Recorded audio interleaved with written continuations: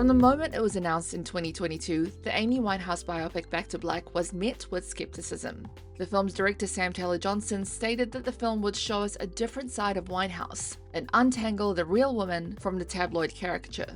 Still, some people squirmed at the idea that the life of the supremely talented but troubled star would be exploited for entertainment.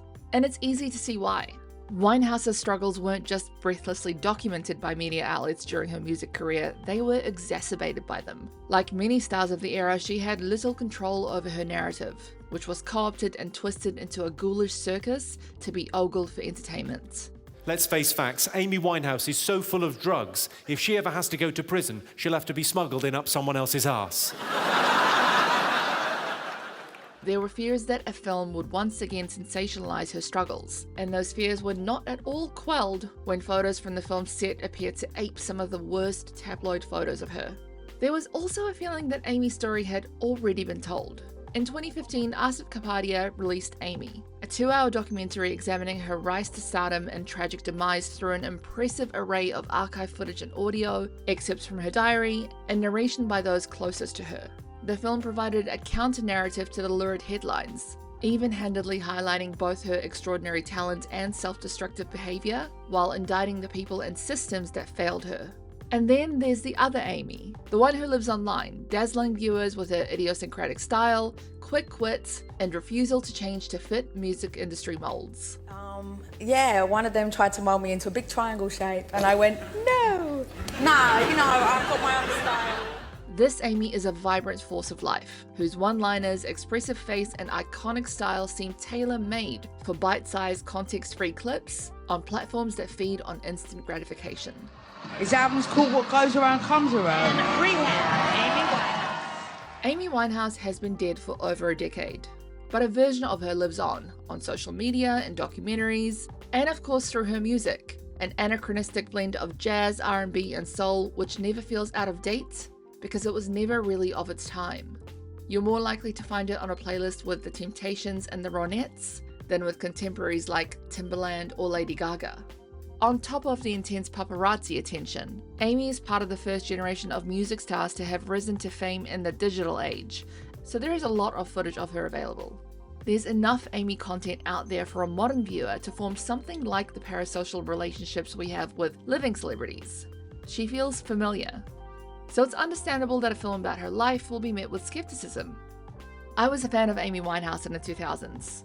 I really connected with her music, and I remember being shocked to learn that this voice, which conveyed so much experience and emotion, belonged to a woman just 5 years older than me. I also remember exactly where I was when I learned of her death, and feeling it was somehow both shocking and inevitable. I watched as media outlets expressed both anger and regret over the way that her struggles had been picked apart, and I witnessed the rehabilitation of her image, which was spearheaded by Kapadia's documentary and bolstered by a cultural shift in attitude towards women in music, substance abuse, eating disorders, and mental health. All of this is to say, I went into Back to Black with almost 2 decades of baggage. And as much as I enjoyed it, as hard as I tried to keep an open mind, I couldn't help but compare what I was seeing on screen to what I already knew about the story. It begs the question: is it possible to watch a film like Back to Black, a biopic about a recent public figure, and not have a second screen playing in the back of our minds? The paradox of biopics is that they aspire to achieve a sense of truth while being inherently artificial. They've been able to get away with playing fast and loose with facts in the past, but increasingly, audiences come to these films armed with 2 things: access to all the information available about the subject, and the ability to fact-check with the swipe of a thumb. The artifice is simply becoming harder to ignore. This presents a challenge to the suspension of disbelief that's an integral part of moviegoing. And it's a problem we'll likely face more and more as biopics increasingly depict lives that play out in the digital age. This is why I found some of the omissions and attempts at reframing events in Winehouse's life a little hard to buy. The film makes choices which diverge from the broadly accepted narrative of Winehouse's life, notably in its portrayals of her father, Mitch Winehouse, and her ex-husband, Blake Fielder Civil. Both men come off pretty badly in the Asif Kapadia documentary, and they've both received criticism for their perceived failures towards Amy. Whether it's fair or not, it's become widely accepted that these two relationships had corrosive effects on Amy's life. Back to Black reframes both of these relationships in much more flattering lights. Her father, Mitch, played by Eddie Marsan, is portrayed as a caring parent, notably absent. Anything that suggests he sometimes treated his daughter in a way that was exploitative or not in her best interest. Her relationship with Fielder Civil is also smooth of its rougher, more troubling aspects. A widely known fact about Fielder is that he introduced Winehouse to crack cocaine, but the film depicts her first use as a solitary event. Here, the relationship is portrayed more like a fairy tale romance, albeit one which is all-consuming and ultimately doomed. Sam Taylor Johnson's reframing of these two relationships is rooted in her desire to approach the story from a new perspective. Aware that Winehouse's story is well-trodden territory at this point, she told Time, "To justify doing this film to myself, I had to come back to her music and her perspective, and therefore to look at the relationship of Blake as something that created the music." She also told CBS, "So much of what we know about her was sort of fed to us by the tabloids. And with our movie, it's about really being with her as she creates the music. And that's a perspective I don't think we've necessarily felt or seen. Honorable intentions, sure. But the tabloid attention, the health struggles, toxic relationships, family issues, these are all a part of Amy Winehouse's story. And they directly informed her music. We wish they weren't. We wish her health struggles and her substance abuse hadn't eaten away at her, but they did. And ignoring these elements of her story makes the film feel less like a portrait of an artist, more like a sketch. I couldn't help but notice that none of Amy's key collaborators, like Mark Ronson, were featured in the film, which is odd for a film that purports to be focused on the music. While some critics enjoyed the film, the consensus is that it falls short in the nuances and complexity they'd hoped for. In his review for Variety, Richard Lawson writes, "Where is the whir of the world as Winehouse saw it? The matrix of pleasure and heartbreak that so fascinated her? Where is the Winehouse who, in the full glare of her being, ought to be remembered?" On Vox, Kendall Cunningham says, "One could easily imagine a more compelling film interested in exploring the way Winehouse's bulimia and the insecurity she dealt with affected her life and relationships. Instead, Back to Black adds up to nothing more than Daily Mail headlines." The music was informed by the pain. The beauty ran alongside the ugliness. Winehouse's music was a reflection of her struggles. Take away the struggles, and you take away the catharsis. There's a concept called intertextuality, the shaping of a text's meaning by another text, either by direct quotation, allusion, or parody. Intertextuality is inescapable. It's how language and storytelling have worked since time immemorial. It's both the Homeric narrative features in Virgil's The Aeneid and Renee Rapp saying, Get in, loser. Basically, no text is isolated from other text. Get in, loser, we're going shopping. To watch Back to Black in 2024 is to watch a story we have seen played out across an award-winning documentary, social media, across articles and think pieces, through tabloids and cultural reassessments, but with bits missing.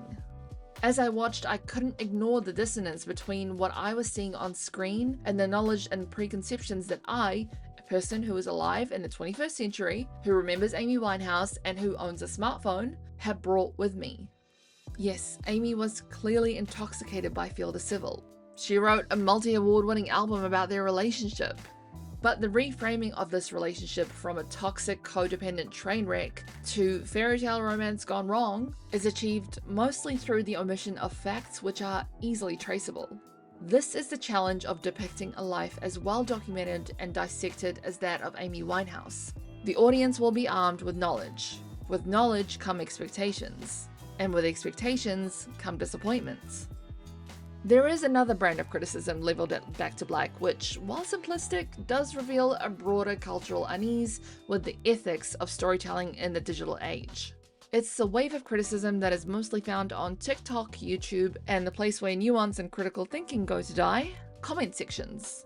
Many of these claim it's too soon for an Amy Winehouse biopic, and that the very fact of making a film about Amy is disrespectful.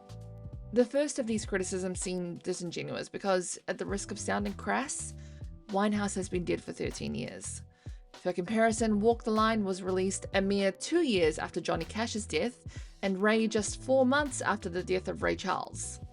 But also it points to how Amy Winehouse's ubiquity in pop culture and enduring presence on social media has flattened our sense of time. The second criticism is part of a growing trend I've noticed over the last few years, where if a film is perceived as being problematic, people see it as their duty not only to avoid it, but to discourage others from seeing it by passing a moral judgment on it. This is both frustrating and ironic. Frustrating because it points to a stunning lack of media literacy. Ironic because Back to Black goes so far out of its way to be respectful to Winehouse that it occasionally borders on being sentimental. Maybe I'm giving them too much credit, but I think these criticisms point to a collective guilt about the role of the audience in an artist's suffering, a reminder of our complicity in her erosion. There is an uneasy relationship between what we know about Amy Winehouse and what we wish we had known. We know now that she struggled with bulimia. We wish we hadn't made fun of it. We know she was ill-equipped for fame. And after countless films, shows, articles, books, and podcasts about Britney, Pamela, Paris, and Janet, we now recognize that fame can be destructive, especially for young women. Most heartbreakingly, we are reminded of her potential, and we wish she had lived to reach it. Back to Black exists at a complex intersection of expectations, memories, and existing narratives about Amy Winehouse. Although the film aims to present a new perspective on Winehouse's life, it often clashes with the public perception established by documentaries, news coverage, and social media. Online comments also reveal a tension with the ethics of storytelling, and hint at a shared sense of guilt for the part audiences and media played in her struggles and untimely death. The answer to how to portray complex, multifaceted figures whose lives are played out publicly and recently remains to be seen. Biopics have been around since the dawn of the film industry, and they're not going anywhere. It'll be interesting to see how future biopics approach the paradox of striving for authenticity within the artifice of storytelling in the age of instant fact-checking.